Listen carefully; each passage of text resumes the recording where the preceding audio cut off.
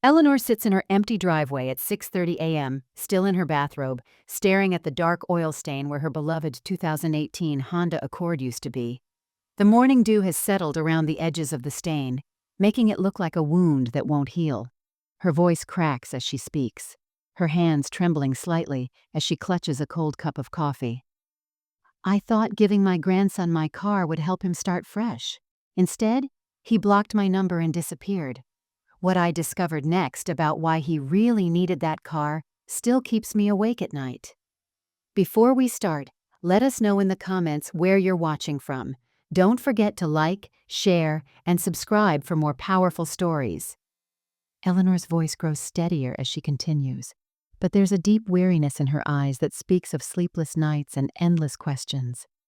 You know, I've been sitting in this same spot every morning for 3 weeks now. My neighbors probably think I've lost my mind. This 62-year-old woman in her faded blue bathrobe talking to an empty driveway like it might bring back what's gone. But it's not really about the car, is it? It never is. That silver Honda Accord represented everything I'd worked for after my husband Robert died 3 years ago. It was my independence, my freedom, my way of saying, I'm still here, I still matter. I saved for 8 months to buy it brand new off the lot. I remember the salesman, a young kid probably around Marcus's age, asking if I wanted to finance it. I told him, "Son, at my age, I pay cash for the things that matter." She pauses, looking down at her hands wrapped around the coffee mug. Marcus is my daughter Sarah's boy. 22 years old, bright as a whip when he wants to be, but lost. So lost. After he dropped out of college last year, he'd been staying with different friends, working odd jobs, trying to figure out his next move. His parents, Sarah and her husband David, they've been struggling too. David's been out of work for 8 months now, and Sarah's been pulling double shifts at the diner just to keep their heads above water. When Marcus started coming around more often after his grandfather's funeral, I thought it was because he missed Robert too. They had such a special bond. Robert used to take Marcus fishing every Saturday morning, teaching him how to tie knots, how to be patient, how to be a man. I thought maybe Marcus was looking for that guidance in me. Her voice becomes softer, more vulnerable. I was so grateful for his company. This house gets so quiet, you know. The kind of quiet that makes you question if you said something out loud or just thought it.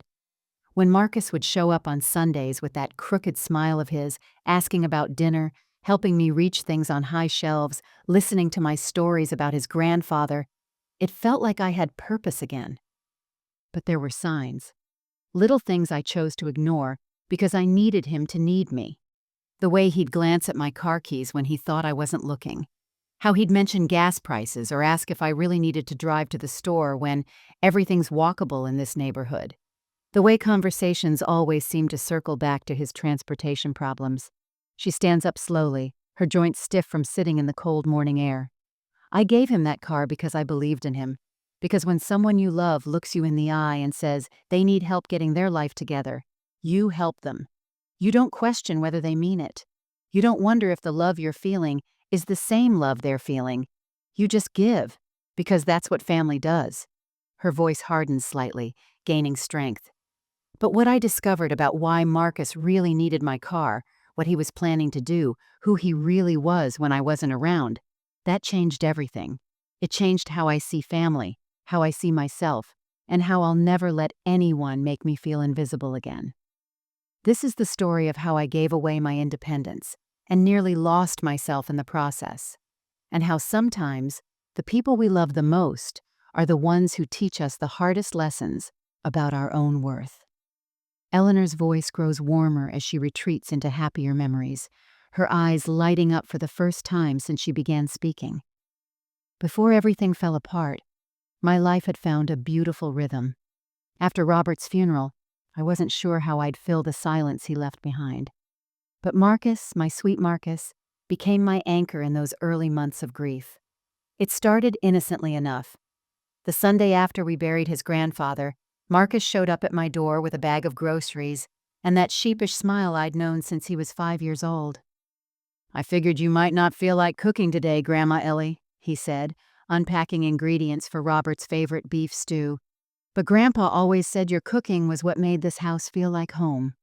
She pauses, a genuine smile crossing her face for the first time. Those Sunday dinners became sacred to us.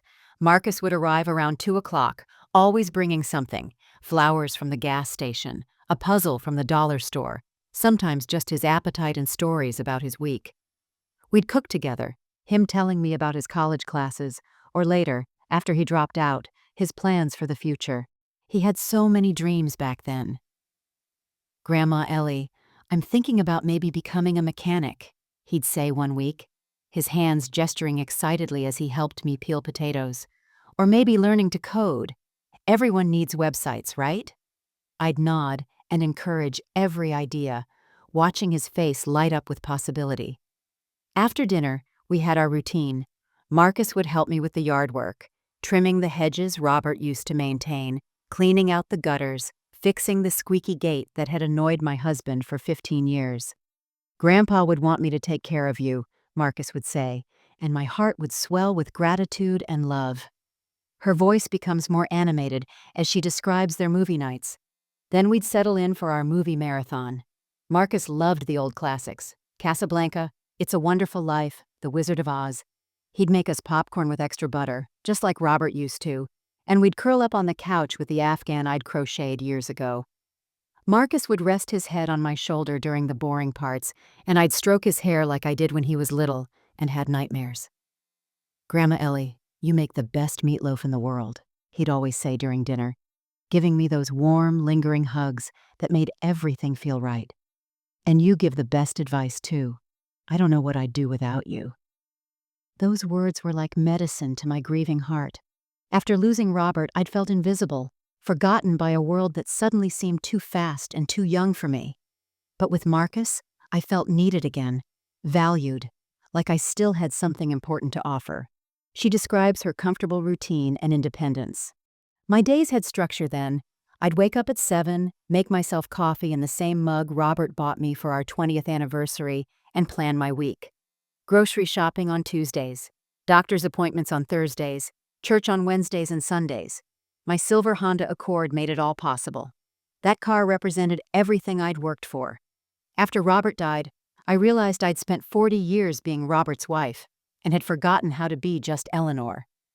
Buying that car with my own savings, walking into that dealership and negotiating the price myself, driving it off the lot with nobody else's permission, it felt like claiming my life back." Her voice grows tender again. Marcus understood that. When I showed him the car for the first time, he ran his hand along the hood and whistled low. "Grandpa would be so proud of you, Grandma. You're tougher than anyone gives you credit for." Then he hugged me tight and whispered, "I hope I'm half as strong as you are when I'm your age." Looking back now, I wonder if even then he was studying my weaknesses, learning exactly what words would make me melt. But in those moments, surrounded by love and purpose and hope, I felt like the luckiest grandmother in the world. Eleanor's expression shifts as she recalls the first crack in their perfect routine, her voice becoming more cautious. "It was a Sunday in early March, about 6 months ago now.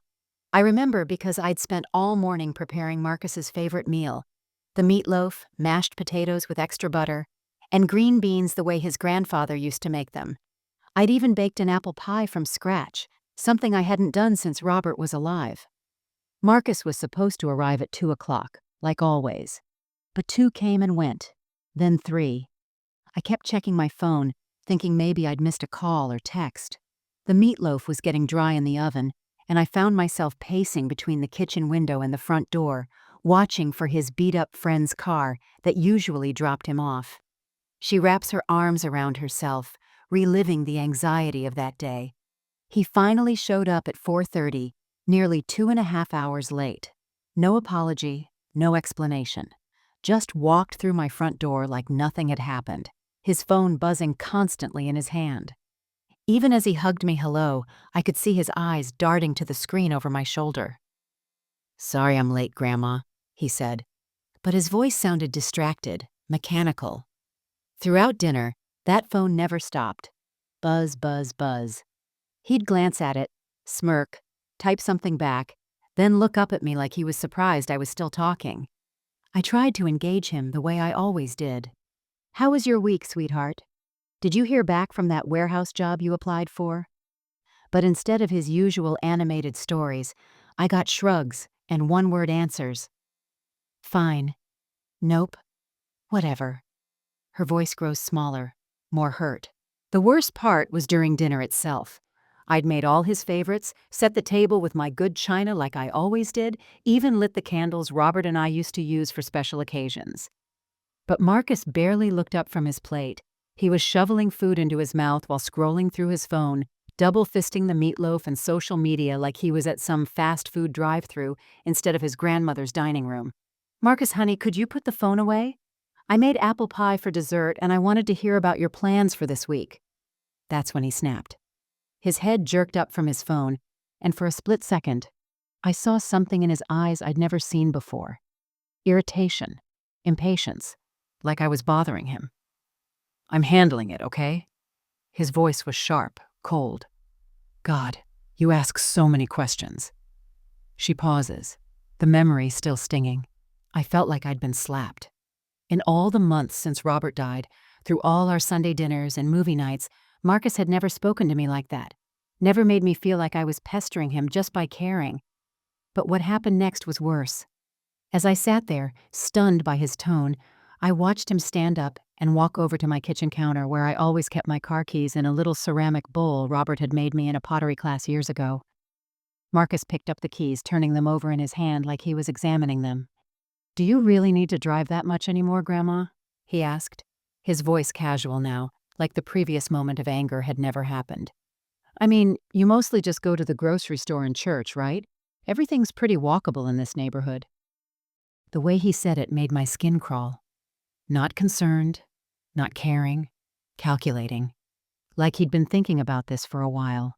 Her voice becomes more certain, more aware. I forced a laugh and reached for my keys. Oh, you know me, Marcus. I like my independence. That car represents freedom to go wherever I want, whenever I want. But as I took the keys from his hand, I noticed he held on to them just a beat too long. And when I looked into his eyes, that loving grandson I'd known for 22 years seemed like a stranger.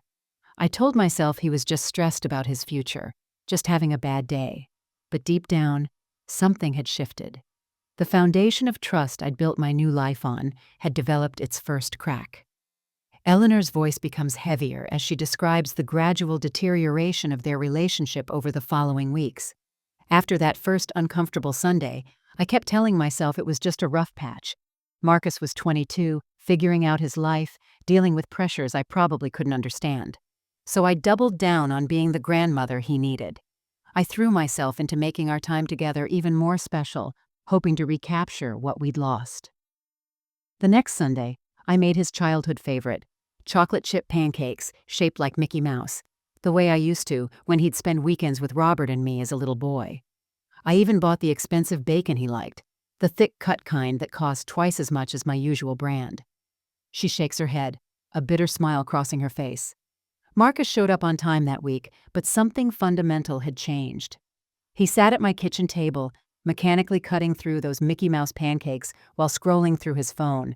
When I asked if they tasted like he remembered, he looked up with this blank expression, like he'd forgotten I was even there. Yeah, sure, they're fine. Fine. That word became like a knife in my chest. Everything was fine now. The movies we watched together were fine. The stories I shared about his grandfather were fine. The care packages I'd started putting together for him, homemade cookies, leftovers from dinner, little notes of encouragement, they were all just fine. Her voice grows more pained as she continues. I started noticing how he positioned himself during our visits. Before, Marcus would sit next to me on the couch, sometimes even putting his head on my shoulder during the quiet parts of movies. Now he claimed the recliner across the room, phone always in hand, earbuds dangling around his neck like he was ready to tune me out at any moment. During what used to be our cooking time together, he'd lean against the counter, texting, while I did all the work. When I'd ask him to help chop vegetables or stir the sauce, he'd sigh like I was interrupting something important. Can't you just handle it, Grandma? I'm in the middle of something. She pauses, the memory still stinging. The worst part was how he started looking at me. You know how you can feel someone's eyes on you, studying you? Marcus began watching me with this calculating gaze, especially when I'd mention my daily routines.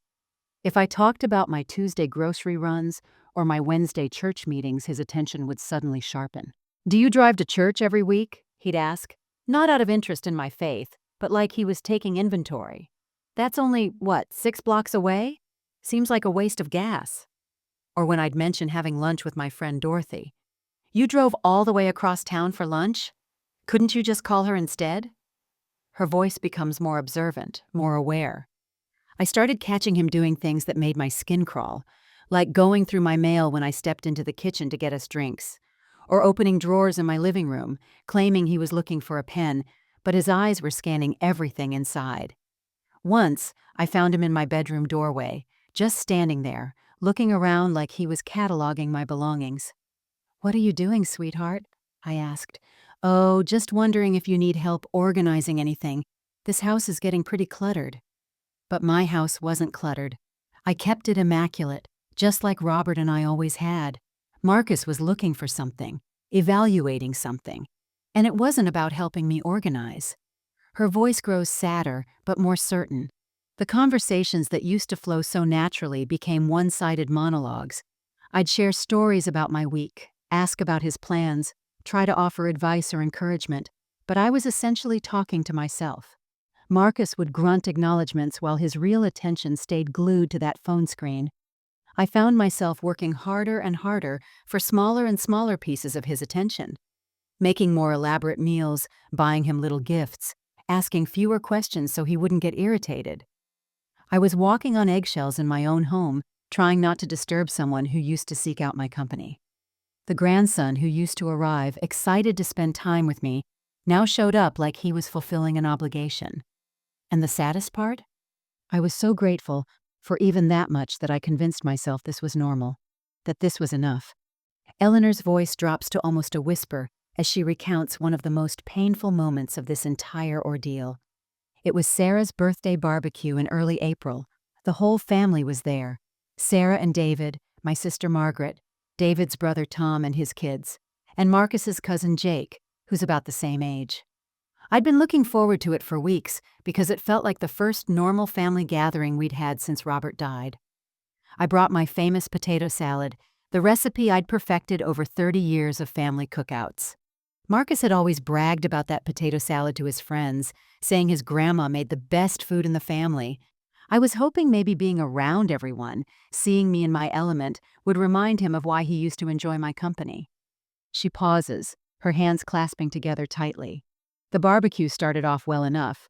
Marcus was actually engaging with the family, laughing with Jake about something on their phones, helping David with the grill. For a moment, I felt that flutter of hope. Maybe this was just a phase. Maybe today would mark us getting back to normal. I was in the kitchen, refilling the lemonade pitcher, when I heard voices coming from the back patio. The sliding door was cracked open, and I could hear Marcus talking to Jake near the edge of the deck, far enough from the main group that they thought no one could overhear. "Dude, I'm telling you, living situation is getting desperate," Marcus was saying. "Mom and Dad are barely keeping their heads above water, and I can't keep bouncing between friends' couches forever." Her voice becomes smaller, more fragile. I almost called out to them, ready to offer help, ready to be the grandmother who swoops in with solutions. But then Marcus continued, and his words stopped me cold. "She's getting old, you know. Probably shouldn't even be driving. That car just sits in the driveway most of the time anyway. I drive by her house sometimes when I'm in the neighborhood, and it's literally just sitting there for days." Jake laughed, actually laughed, and said, "Dude, just ask her for it. She'd probably give you anything. Old people love feeling needed." Eleanor's voice cracks as she continues. But Marcus's response is what shattered something inside me that I'm still trying to piece back together. "Yeah, I'm working on it. She's pretty lonely since Grandpa died. Like, really lonely. Sometimes I think she's more excited to see me than I was to see Santa when I was 5. He paused, and I could hear the smirk in his voice. "A little guilt goes a long way with lonely old people. They're so desperate for company, they'll do anything to keep you around." Jake was practically cackling at this point. Bro, that's genius. You're like emotionally manipulating your way to free transportation.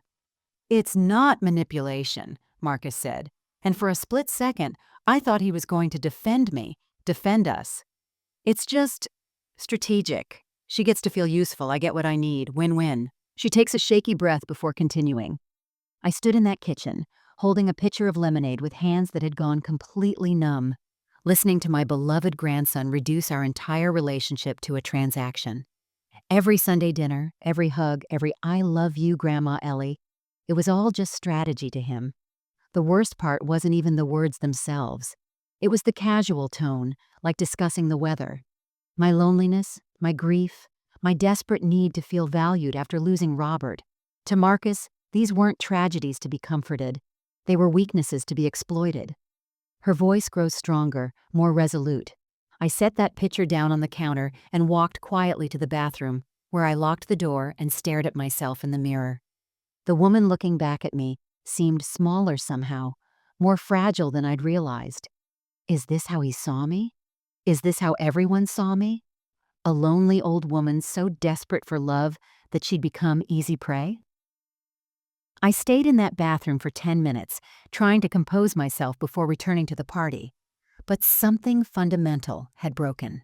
I could never unhear those words, never unknow that my grandson saw my love as a tool to be used against me. Eleanor's voice becomes steadier, but tinged with resignation as she describes the day she lost her car. It was a Tuesday morning in late April, about 3 weeks after the barbecue.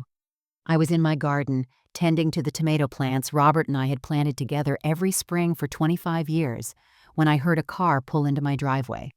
Not just one car, two. Sarah's minivan and an unfamiliar sedan. When I looked up, I saw Marcus getting out of the passenger seat of the sedan, carrying a manila folder and wearing what I could only describe as his serious face. Behind him came Sarah and David, both looking uncomfortable but determined. My stomach dropped immediately. This wasn't a casual family visit. She sets down her coffee cup, her hands steady but her voice growing more tense. "Hi, Grandma Ellie," Marcus said, giving me the kind of brief, awkward hug you'd give a distant relative. "We need to talk to you about something important. Can we go inside?" The four of us sat around my kitchen table, the same table where Marcus and I had shared so many warm meals together. But now it felt like a boardroom, and I was outnumbered 3-1. Marcus opened that manila folder with the precision of a businessman making a presentation. Inside were printouts, bus routes, walking distance calculations, information about senior ride services, even a highlighted map showing the proximity of my house to the grocery store, pharmacy, and church. "Grandma, we've been talking as a family," Marcus began, his voice taking on this patronizing tone I'd never heard before. "And we're concerned about you driving. At your age, reflexes slow down, vision changes. We found some statistics about accident rates for drivers over 60. Her voice becomes sharper as she recalls her growing anger. I wanted to interrupt, to tell him I'd just passed my DMV renewal test 6 months ago with flying colors, that I'd never had so much as a parking ticket. But Sarah jumped in before I could speak. "Mom, we're just worried about your safety. And honestly, with David still looking for work, we're all struggling financially. Marcus has been sleeping on friends' couches for months because we can't afford to help him with rent." David nodded gravely. If Marcus had reliable transportation, he could get to job interviews, maybe even take a job further from the city where rent is cheaper. It would really help him get back on his feet. Her voice grows quieter, more vulnerable. Then Marcus pulled out his final weapon, a handwritten letter. "I wrote this for you, Grandma. I wanted you to understand how much this would mean to me." I read that letter, and it was everything I'd hoped to hear from him for months.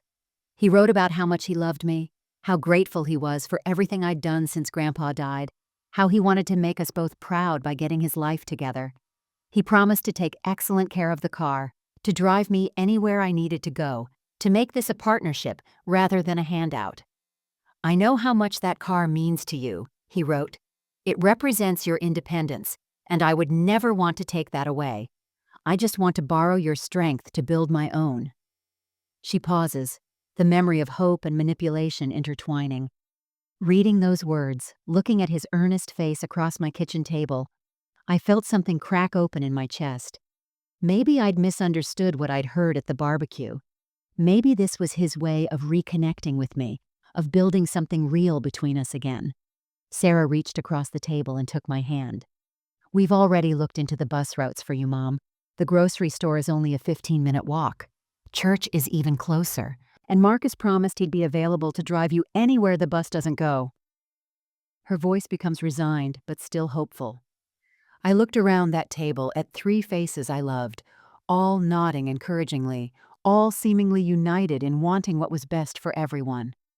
The research they'd done, the time they'd taken to plan this conversation, it felt like love, even if it came wrapped in spreadsheets and statistics. "I promise I'll take great care of it, Grandma," Marcus said, reaching for my hand. "And I'll drive you anywhere you need to go. This could really be my turning point." I saw hope in his eyes that reminded me of the little boy who used to help me bake cookies and dream about becoming a firefighter. Against every instinct screaming at me to say no, I found myself nodding. "Okay," I whispered, feeling the weight of that single word reshape my entire life. "Let me get the keys." Eleanor's voice becomes hollow as she describes the immediate aftermath of losing her independence. The first sign that I'd made a terrible mistake came less than 24 hours after I handed over my keys. I woke up Thursday morning with that familiar flutter of anticipation I always got before my weekly doctor's appointment. Dr. Martinez had been my physician for 8 years, and our monthly check-ins had become something I genuinely looked forward to. One of the few places where someone still treated me like Eleanor the person, not Eleanor the burden. I reached for my phone to call Marcus, remembering his promise to drive me anywhere I needed to go. The call went straight to voicemail. I tried again an hour later. Same thing. By 10 o'clock with my appointment at 11:30, I was starting to panic. Her voice grows more strained as she continues. I sent him a text. "Marcus, honey, I have my doctor's appointment at 11:30. Can you pick me up at 11 o'clock? Thanks. Love you." I watched those 3 little dots appear and disappear several times, which meant he was typing and deleting responses. Finally, nothing. The message showed delivered, but never read, even though I could see he was active on social media. I called Sarah, my hands actually shaking as I dialed. "Oh, hi, Mom," she said, and I could hear the discomfort in her voice immediately. "Marcus is, he's really busy today. Job interviews, you know? Maybe you could reschedule your appointment?" Reschedule? I'd been seeing Dr. Martinez on the second Thursday of every month for years. This wasn't some casual social call. This was my blood pressure medication review, my diabetes check, the appointments that kept me healthy and independent. Her voice becomes smaller, more vulnerable. "Sarah, I can't just reschedule. This is important. Marcus promised he would drive me places."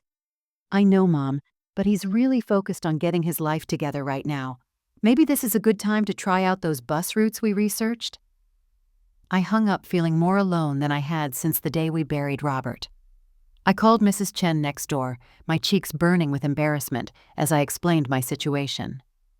"Of course, dear," she said, bless her heart, but I could hear the surprise in her voice. Everyone in the neighborhood knew about my car, knew how proud I was of my independence. She describes the humiliation of depending on others. Sitting in Mrs. Chen's passenger seat, watching my own neighborhood scroll by through someone else's windshield, I felt like a child being driven to school. Worse, I felt like exactly what Marcus had called me at that barbecue, a helpless old woman who'd outlived her usefulness. At the doctor's office, the receptionist asked her usual friendly question. "How are you getting home today, Mrs. Thompson? Should I call you a cab like usual, or are you driving?" "My neighbor brought me," I said quietly, and the words tasted like ash in my mouth. Her voice grows more broken as she describes her evenings. But the real rock bottom came in the evenings. Without my car, without the freedom to drive to the bookstore or grab dinner somewhere different, or even just cruise around listening to the radio like Robert and I used to do, I was trapped in my house with nothing but silence and regret. I'd sit in my garage some nights, breathing in the faint scent of my car's air freshener that still lingered in the concrete walls. That garage felt like a tomb, a monument to my stupidity, my desperate need to be loved that had cost me everything I'd worked to rebuild after Robert died. The oil stain where my car used to sit became like a scar I couldn't stop touching. I'd stand there in my bathrobe at dawn, coffee growing cold in my hands, staring at that dark mark and wondering how I'd let myself become so invisible that my own grandson could erase me from my own life. Her voice cracks with the weight of realization. 3 days.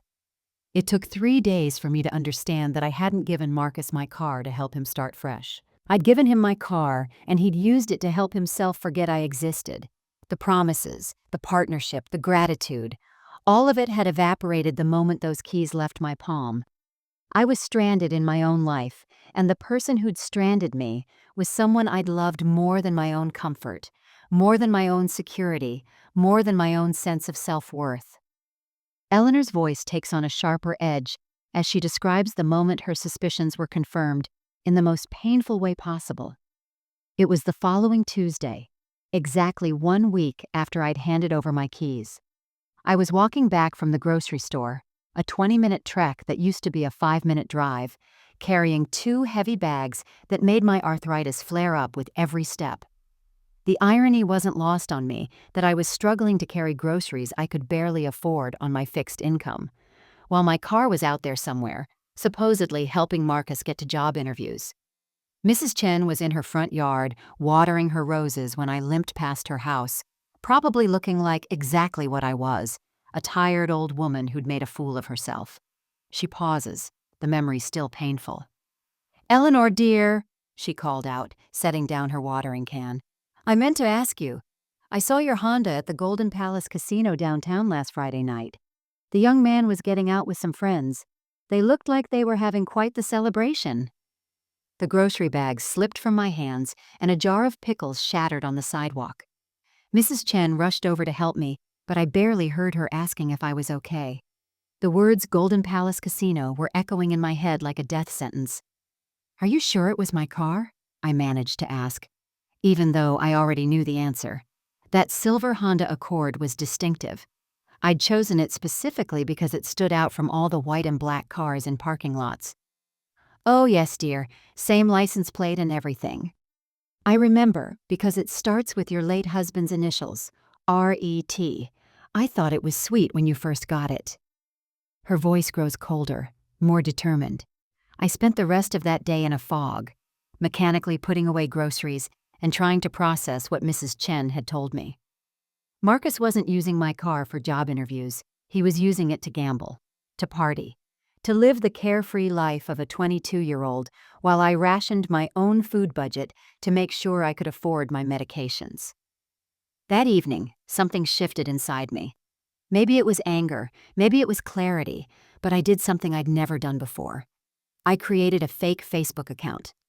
I used my middle name, Catherine, and a photo of a sunset instead of my face. Within hours, I'd found Marcus's Instagram profile. Her voice becomes steadier, more investigative. What I found there made my blood run cold. Story after story from the past week, photos and videos that painted a picture of a young man living his best life. There was my car in the background of a party at someone's apartment. There it was again in a late-night fast food drive-thru, packed with laughing friends. Videos of Marcus and his buddies singing along to music with my radio playing, my air conditioning running, my gas tank being emptied for joy rides that had nothing to do with employment. But the caption that broke something fundamental inside me was from Saturday night. A photo of Marcus leaning against my Honda's hood outside a bar, arms spread wide, grinning like he'd won the lottery. The caption read, "Finally got wheels. Time to live it new car." My car had become his new car in his mind. Not borrowed, not temporarily used, but owned. Her voice shakes with controlled fury. I scrolled through weeks of posts, finding image after image of my car being used for everything except job hunting. Pool parties, beach trips, late-night McDonald's runs, casino visits. Even a weekend camping trip where they'd loaded my trunk with beer and left muddy footprints on my pristine floor mats. In one video, I could hear Marcus's voice in the background talking to friends.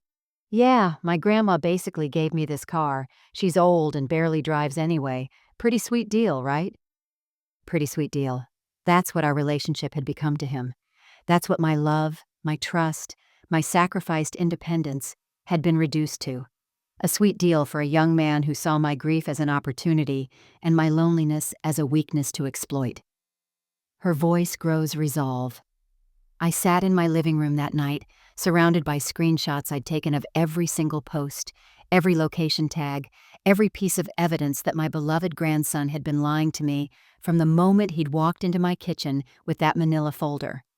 The boy I'd thought I was helping had been planning to use me all along. But as I stared at those images, something unexpected happened. Instead of feeling more defeated, I felt something I hadn't experienced in months: power, because now I knew the truth. And knowledge I was about to learn could be more valuable than any car. Eleanor's voice becomes stronger and more reflective as she describes the night that changed everything. That night, after discovering Marcus's social media lies, I couldn't sleep. I found myself in Robert's old study at 3 in the morning, surrounded by photo albums I hadn't touched since the funeral. I needed to understand how I'd become so blind, so desperate for connection, that I'd handed my independence to someone who saw me as nothing more than a convenient resource. I started with the oldest photos: Marcus as a baby, then a toddler learning to walk in this very house. There he was at age 5, helping me plant sunflowers in the garden. Age 8, proudly showing off the birdhouse he'd built with his grandfather. Age 12, crying in my arms after his first heartbreak, trusting me with secrets he couldn't tell his parents. Her voice grows more analytical, more aware. But as I moved through the years, I began to see a pattern I'd been too close to notice. The genuine smiles in the earlier photos gradually became more forced, more performative. The spontaneous hugs became calculated embraces that lasted just long enough to seem real. I could actually pinpoint when Marcus learned that his grandmother's love came with benefits, probably around age 16, when I started giving him gas money and buying him expensive birthday gifts to compete with his other grandmother. I realized I'd been training him to see me as a bank account with feelings. She pauses, the weight of self-recognition heavy in her voice. Then I pulled out the photos from after Robert's funeral, picture after picture of Marcus and me at Sunday dinners, during our movie nights, working in the garden together. But now I could see what I'd missed before. I was always looking at him with desperate affection, while he was always looking somewhere else. At his phone, at the TV, at anything but me. I'd been so grateful for any attention that I'd convinced myself his tolerance was love. Her voice becomes clearer, more certain. The hardest photo to look at was from just 2 months ago. Marcus helping me hang new curtains in the living room. In the picture, I'm beaming at him with pure adoration while he's checking his phone over my shoulder. The expression on his face is one I'd never seen before because I'd never really looked. Boredom mixed with calculation. I sat there in Robert's old leather chair, the one that still smelled faintly of his cologne, and had a conversation with him that I should have had months ago. "Robert, I think I've been living in a fantasy," I whispered to his photo on the desk. "I was so afraid of being alone after you died that I created a grandson who didn't exist. I was so desperate to be needed that I ignored every sign that Marcus didn't actually need me. He needed what I could give him." Her voice grows stronger with each word. The Marcus I'd been mourning, the one I thought I'd lost to stress and growing up, had never really existed. Not since he was a child, anyway. I'd been grieving a relationship that had been one-sided for years, pouring love into someone who saw that love as weakness to be exploited. But here's what hit me hardest. I wasn't just angry at Marcus. I was angry at myself. Angry for becoming so small, so desperate, so grateful for scraps of affection that I'd forgotten my own worth. Robert hadn't raised me to be anyone's doormat, and I'd dishonored his memory by becoming one. Her voice takes on a new quality, determination mixed with self-respect. "I raised that boy to be better than this," I said to Robert's photo, and for the first time in months, I felt like the woman he'd married. The woman who'd raised 2 children, taught school for 30 years, balanced budgets and solved problems.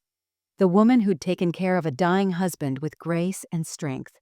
That woman wouldn't have begged for her grandson's attention. She wouldn't have handed over her independence to someone who called her loneliness strategic opportunity. She would have demanded respect, not settled for manipulation. Her voice becomes resolute. At 5:30 that morning, as dawn broke through the study windows, I made a decision that felt like waking up from a long, painful dream. I wasn't going to be the helpless grandmother anymore, grateful for whatever crumbs of affection someone might throw my way. I was going to be Eleanor Thompson again, and Eleanor Thompson didn't let anyone, not even family, walk all over her. Eleanor's voice takes on a methodical, almost business-like quality as she describes her strategic planning. The morning after my awakening, I sat at my kitchen table with a yellow legal pad, the same kind Robert used to use when he was planning our family vacations or working through household budgets. But this time, I wasn't planning a trip to the beach. I was planning to take back my life. First, I started documenting everything with the precision of the high school English teacher I'd once been. I created a timeline, starting with Marcus's first late arrival and attitude change, through his manipulative comments about my driving, all the way to the casino sightings and social media evidence. I printed out every screenshot from his Instagram, noting dates, times, and locations. I even made a spreadsheet. Robert would have been proud of my organization. Her voice grows more confident as she continues. Next, I called my insurance company. "Good morning. This is Eleanor Thompson, policy number 4A7829. I need to understand something about my coverage." The representative was helpful, walking me through the details of my policy. What I learned made my blood run cold and my resolve stronger. Marcus wasn't listed as an authorized driver on my policy. Every mile he drove, every casino trip, every late-night joyride, none of it was covered. If he got into an accident, if he hurt someone, I would be financially responsible for everything. The sweet boy I thought I was helping could have destroyed my financial security and left me liable for damages I could never afford to pay. "Ma'am, if someone is regularly driving your vehicle, they need to be added to your policy or they need their own insurance," the representative explained. "Otherwise, you're taking a significant legal and financial risk." Her voice becomes sharper, more determined. I hung up feeling like I just dodged a bullet I hadn't even known was aimed at me. Marcus wasn't just using my car for entertainment. He was potentially putting my entire future at risk with every drive. That afternoon, I walked to the public library, a journey that would have taken 5 minutes in my car, but took 25 minutes on foot. I used their computers to research my legal options. What constitutes theft versus borrowing? What are my rights as the vehicle owner? How do I protect myself if someone is using my property without proper authorization? She pauses, her voice taking on a more tactical tone. I also opened a new email account, one Marcus didn't know about, and started forwarding myself all the evidence I'd collected from his social media. I created backup files of everything: photos, screenshots, timestamps, location data. If this situation escalated, I wanted to be prepared. But perhaps most importantly, I started practicing something I hadn't done in months: saying no. When Sarah called that Thursday asking if I could babysit her neighbor's kids so she could pick up extra shifts, I took a deep breath and said, "I'm sorry, Sarah, but I can't do that right now. I'm dealing with some things." "What things?" she asked, and I could hear the surprise in her voice. Eleanor, the helpful grandmother, always said yes. "Personal things," I replied calmly. "I'll let you know when I'm available again." Her voice grows steadier with newfound authority. When my sister Margaret called asking me to contribute to a family gift for our cousin's wedding, I said, "I'm going to pass this time. My budget is pretty tight right now." Each no felt like a small victory, like reclaiming pieces of myself I'd given away too freely. I was learning to value my own time, my own resources, my own emotional energy. I also started timing Marcus's patterns through his social media posts. He was most active online between 10 p.m. and 2 a.m., usually posting from different locations around the city. My car was living a more exciting nightlife than I'd had in years. Her voice becomes more purposeful. Most importantly, I stopped calling him, stopped texting, stopped reaching out to Sarah asking about his welfare. If Marcus wanted to ignore me, I'd give him exactly what he wanted: silence.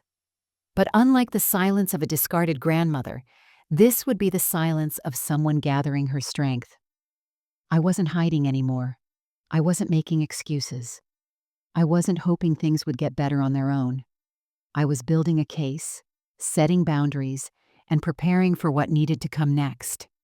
For the first time since I'd handed over my keys, I felt like I had a plan, and more importantly, I felt like I had power.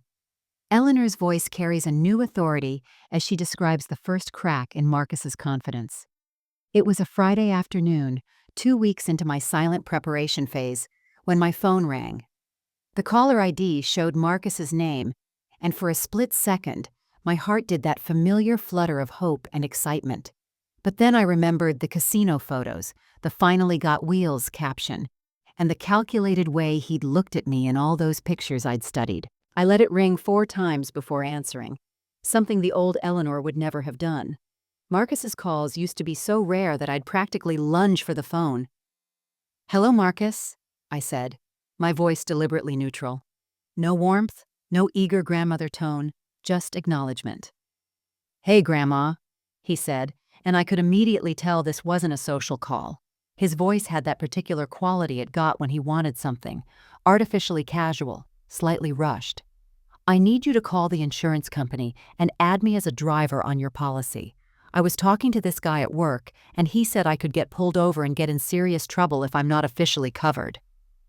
Her voice grows steadier, more controlled. Work. That was interesting. According to his Instagram stories from the night before, he'd been at a beach bonfire until 3 a.m. Either he'd found a very unusual job, or he was still lying. "I'll think about it," I said simply. There was a pause, a long pause. "What do you mean you'll think about it?" The old Eleanor would have rushed to reassure him, would have apologized for not jumping immediately into action. The new Eleanor let the silence stretch until he filled it. "It's just a phone call, Grandma. It'll take like 5 minutes. I could get a ticket or something if you don't." "I understand," I replied calmly. "And I said I'll think about it." Her voice takes on a slightly amused quality. I could practically hear him recalibrating on the other end of the line. This wasn't the script he'd prepared for. The compliant grandmother who said yes to everything had apparently been replaced by someone who used phrases like, "I'll think about it." "Is everything okay?" he asked. And for the first time in months, I heard something I hadn't heard before: uncertainty. "Everything's fine, Marcus. I'm just taking time to consider things more carefully these days." "Consider what?" "It's insurance. It's not like I'm asking you for money or anything." That last line almost made me laugh out loud. Not asking for money? He'd already taken my independence, my peace of mind, and was using my car to rack up mileage and potential liability I couldn't afford. But I kept my voice level. "I'll call you back when I've made my decision." Her voice becomes more confident as she continues. "When will that be?" The edge in his voice was becoming more obvious. He was used to immediate gratification from me, used to being able to pressure me into quick decisions. "I don't know yet," I replied. "I have a lot to think about." Another pause. Then, his voice taking on that manipulative sweetness I now recognized so clearly. "Grandma, you're worrying me. You're acting really weird. Are you feeling okay? Maybe I should come over and check on you." The threat was subtle, but unmistakable. Come over and apply pressure in person. Remind me how much I'd missed his company. Turn my own loneliness against me like he had so many times before. "That won't be necessary," I said. "I'm perfectly fine. I'm just learning to take my time with important decisions instead of rushing into them." The silence that followed was different from the earlier pauses. This one felt heavy, loaded with his growing realization that something fundamental had shifted in our dynamic. Her voice grows stronger with newfound authority. "So you'll call me back?" he asked finally. "I'll call you back," I confirmed. And then, for the first time in our entire relationship, I hung up first. I sat in my kitchen after that call, my hands surprisingly steady, and realized something profound had just happened. For 22 years, Marcus had been accustomed to his grandmother being eager, available, and predictable. He knew exactly which emotional buttons to push to get what he wanted. But I'd just become unpredictable. And unpredictable people have power because they can't be manipulated by someone else's expectations. The phone rang again almost immediately. I looked at Marcus's name on the screen and smiled as I declined the call. Let him wonder, let him worry. Let him experience, for once, the anxiety of not knowing where he stood with someone who mattered to his plans. Eleanor's voice becomes resolute and clear as she describes the day she took decisive action. 3 days had passed since Marcus's increasingly frantic phone calls and unanswered texts. His messages had escalated from casual requests to barely concealed demands to outright guilt trips. Grandma, I'm really worried about you. This isn't like you. Please call me back. But I wasn't the same grandmother he'd been manipulating, and I had no intention of reassuring him. That Tuesday morning, I did something I hadn't done in 2 weeks. I got behind the wheel of a car.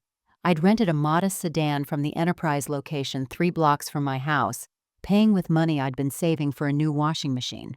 The irony wasn't lost on me that I was spending my own savings to retrieve my own property. Her voice grows more determined as she continues. The drive to Marcus's apartment complex was surreal. I knew the address from his social media location tags.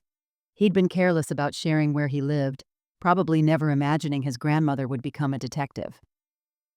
As I pulled into the parking lot of the rundown complex on the east side of town, I spotted my silver Honda Accord immediately. What I saw made my stomach turn. There was a fresh dent in the rear bumper that definitely hadn't been there when I'd handed over the keys. The pristine interior I'd kept immaculate was now littered with fast food wrappers, empty energy drink cans, and what looked like cigarette ash on my fabric seats. My car looked like it had been living a hard life. Her voice becomes steadier, more controlled. I sat in that rental car for a full 5 minutes, gathering my courage and reminding myself of everything I discovered. The casino trips, the parties, the lies about job interviews, the financial risk he'd put me in, the way he'd called me a sweet deal to his friends. Then I got out and walked to his door. Marcus answered on the second knock, and the look on his face was priceless. Complete shock, followed quickly by what I can only describe as panic. He was clearly hungover, wearing the same clothes from his Instagram story the night before, and he kept glancing back at my car like he couldn't believe I'd found it. "Grandma, what are you doing here? How did you—" He stopped himself before finishing that sentence. Her voice grows stronger, more authoritative. "I need my car back, Marcus. Today." "What?" "But we agreed. I mean, I thought you were okay with me using it for job stuff. You said—" "I've seen your Instagram," I interrupted, and watched his face go completely white. "I know about the casino, the parties, the beach trips, the bars, all of it." He opened his mouth to deny it, then seemed to realize there was no point. Instead, he tried a different approach, the one that had worked so well for so many months. "Grandma, look, I can explain. I know it looks bad, but I really am trying to get my life together. Sometimes you need to blow off steam, you know? And I was going to tell you about the other stuff, but I didn't want you to worry." Her voice becomes ice cold. "My car comes home with me right now, or I call the police and report it stolen." The transformation in his demeanor was instant and complete. The pleading grandson disappeared, replaced by someone I barely recognized, cold, calculating, almost hostile. "You wouldn't do that to family." Family doesn't lie about job interviews while posting pictures from casinos. Family doesn't use someone's grief and loneliness as tools for manipulation. Family doesn't put their grandmother at financial risk because they're too selfish to get proper insurance. Her voice remains calm but carries absolute finality. Marcus stared at me for a long moment, probably trying to figure out if this was a bluff. But something in my posture, my tone, my complete lack of the desperate neediness he'd grown accustomed to must have convinced him I was serious. "Fine," he said, his voice flat and resentful. "Whatever. Take your precious car." He disappeared into his apartment and returned with my keys, practically throwing them at me rather than placing them in my hand. As I caught them, I felt a surge of satisfaction that had nothing to do with revenge and everything to do with reclaiming my own power. "The insurance issue you were so worried about?" I said as I headed toward my car. "You never were covered. Every mile you drove put me at risk for lawsuits I could never afford, but I guess my financial security wasn't part of your strategic planning." For the first time since this whole ordeal began, Marcus had nothing to say. Eleanor's voice takes on an almost satisfied tone as she describes how justice served itself. As I prepared to drive my car home, fumbling with the seat adjustments that Marcus had changed and trying not to think about the cigarette smell embedded in my upholstery, a middle-aged man in work clothes approached from the apartment complex's main office. He was carrying a clipboard and walking with the purposeful stride of someone who'd been waiting for an opportunity. "Excuse me," he called out. "Are you related to the young man in 3B? Marcus, who had been watching me from his doorway with obvious resentment, suddenly looked like he wanted to disappear into his apartment. But the man had already spotted him. "There you are, Marcus. I'm Jim Patterson, the property manager. We need to talk." Her voice grows more intrigued as she continues. "I should have just driven away. This wasn't my business anymore." But something about the official way Mr. Patterson carried that clipboard and the way Marcus's face had gone from resentful to panicked made me pause.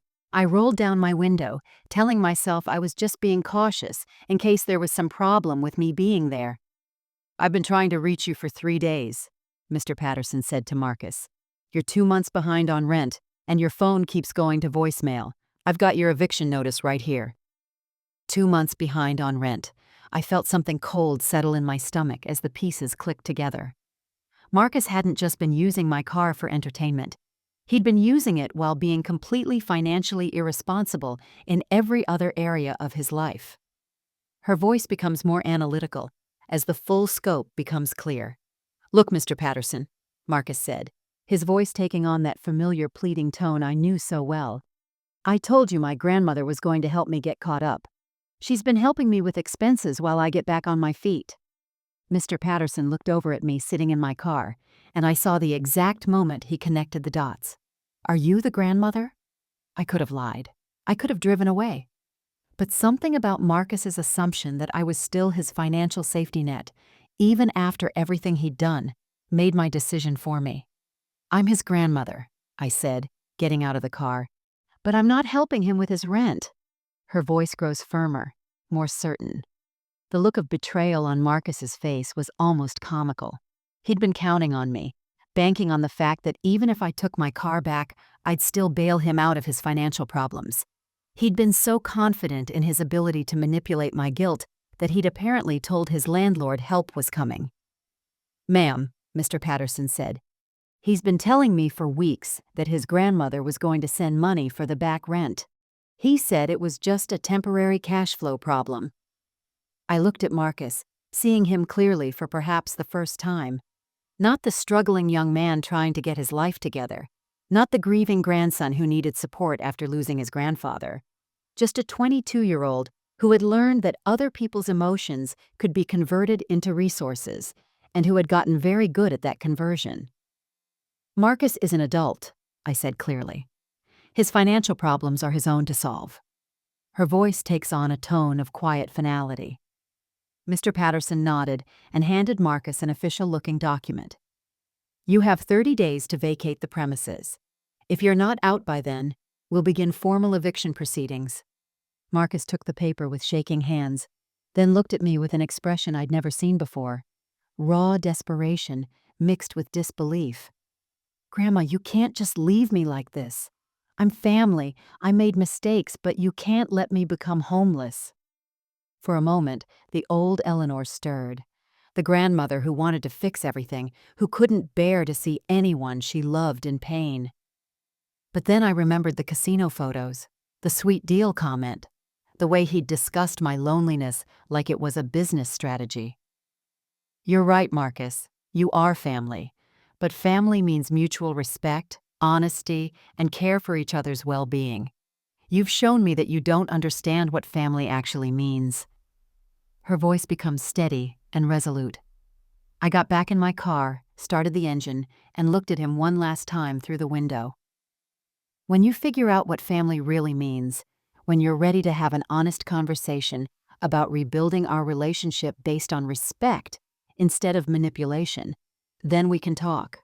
Until then, you'll have to solve your problems the same way other adults do, by taking responsibility for your choices.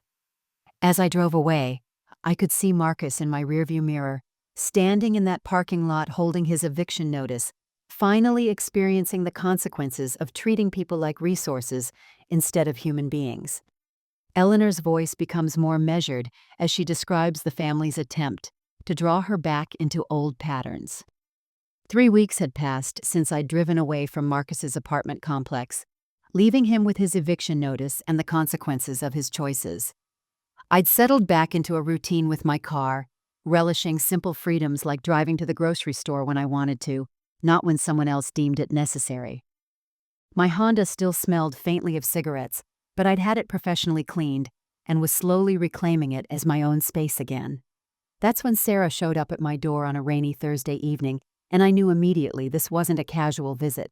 Her eyes were red-rimmed and puffy, her usual put-together appearance replaced by the frazzled look of a mother in crisis mode. Her voice grows more observant as she continues. "Mom, can I come in? We need to talk," she said, her voice carrying that same manipulative urgency I'd learned to recognize in Marcus's tone. It's fascinating how manipulation tactics seem to run in families, passed down like recipes or holiday traditions. I let her in, of course, but I didn't offer coffee or rush to make her comfortable the way I once would have. I simply sat across from her in my living room and waited for her to speak. "It's about Marcus," she began, tears already forming. "Mom, he's been evicted. He's been sleeping on friends' couches for 2 weeks, and now they're all getting tired of it. He's basically homeless, and it's killing me to watch." Eleanor's voice remained steady but compassionate. I felt that familiar tug of guilt, the grandmother instinct to fix everything for everyone I loved. But I'd learned to sit with that feeling instead of immediately acting on it. "I'm sorry to hear that, Sarah. That must be very difficult for you as his mother." She looked at me strangely, probably expecting me to immediately offer solutions or start writing a check. When I didn't continue, she filled the silence herself. "Mom, he's really struggling. Maybe if you could just help with a security deposit somewhere, just enough to get him into a small apartment? He's learned his lesson, I know he has." Her voice becomes more direct, more honest. "What lesson has he learned, Sarah?" That he can't take advantage of family like that. That he needs to be more responsible. Has he said that to you directly? She hesitated. "Well, not in so many words, but I can tell he's changed. He's desperate, Mom. People change when they're desperate." I studied my daughter's face and saw something that broke my heart more than Marcus's betrayal had. Sarah truly believed that desperation equals transformation. She was so invested in seeing Marcus as reformed that she couldn't recognize he was simply looking for his next resource to exploit. Her voice grows clearer, more resolved. "Sarah, let me ask you something. In the 3 weeks since Marcus was evicted, has he called me to apologize? Has he acknowledged what he did wrong? Has he asked how I'm doing or expressed any concern about the emotional damage his manipulation caused me?" She opened her mouth to answer, then closed it again. We both knew the answer was no to all of those questions. "Has he even asked you to check on my well-being, or is this conversation entirely about what I can do for him?" Her silence was answer enough. "Sarah, I love Marcus, but I won't enable him anymore. If he wants to rebuild our relationship, he needs to start with an honest conversation and genuine apology. Until then, I'm focusing on my own healing." Her voice becomes gentle but firm. "But he could end up on the streets, Mom. He's my son. I can't just watch him become homeless. He's also an adult who made choices that led to consequences. If you want to help him, that's your decision as his mother. But I'm not going to rescue someone who sees my love as a weakness to exploit." Sarah left that night disappointed, probably hoping she could guilt me back into being the family ATM. But I stood firm in my decision, feeling sad but not guilty. Some bridges can be rebuilt, but only when both people are willing to do the work. And until Marcus was ready to take responsibility for the damage he'd caused, I wasn't going to keep setting myself on fire to keep him warm. Her voice takes on a note of hard-won wisdom. That night, I realized something important. Loving someone doesn't mean saving them from every consequence of their choices. Sometimes, the most loving thing you can do is step back and let someone learn to save themselves. Eleanor's voice becomes contemplative and peaceful as she describes her transformation and the unexpected turn of events. It's been 6 months now since that rainy Thursday when Sarah left my house disappointed, and I chose my own healing over family guilt. 6 months of quiet mornings in my driveway, not staring at an oil stain anymore, but sitting in my reclaimed car, sipping coffee, and planning my day exactly as I choose to live it. My Honda still bears a few scars from its adventure with Marcus. A small scratch on the passenger door that the detailer couldn't quite buff out. A tiny cigarette burn on the back seat that reminds me this story really happened. But somehow, those imperfections make the car more mine now, not less. They're proof that I survived something, that I fought back and won. Her voice grows warmer as she continues. The most surprising part of this whole experience came last month. I was leaving the grocery store on a Tuesday afternoon, my old familiar routine that now feels like a choice rather than a necessity, when my phone buzzed with a text from an unknown number. "Grandma Ellie, this is Marcus. I got a new phone. Can we talk?" For a moment, sitting in that parking lot, I felt my heart do that old familiar flutter. But this time, it wasn't desperate hope. It was cautious curiosity. The message was simple, direct, no manipulation or guilt, just a question. I didn't respond immediately. The old Eleanor would have called him within minutes, eager and grateful for any contact. The new Eleanor took 3 days to think about it. Her voice becomes more thoughtful. When I finally replied, I kept it equally simple. "I'm willing to talk if you're ready to be honest about what happened between us and why it was wrong." What came back surprised me. "I am. And I owe you the biggest apology of my life. Would you be willing to meet me for coffee somewhere public? I understand if you don't trust me enough to come to your house." The acknowledgement that he'd broken my trust, the suggestion of a public place to make me feel safe, the lack of urgency or pressure, these were not the words of the Marcus who had manipulated me 6 months ago. Her voice grows stronger, more certain of her boundaries. We met at the small cafe downtown where Robert and I used to go for Sunday brunch. I arrived first, chose a table near the window, and waited. When Marcus walked in, I almost didn't recognize him. He looked smaller somehow, humbler. The cocky confidence that had masked his manipulation was gone, replaced by something that looked like genuine remorse.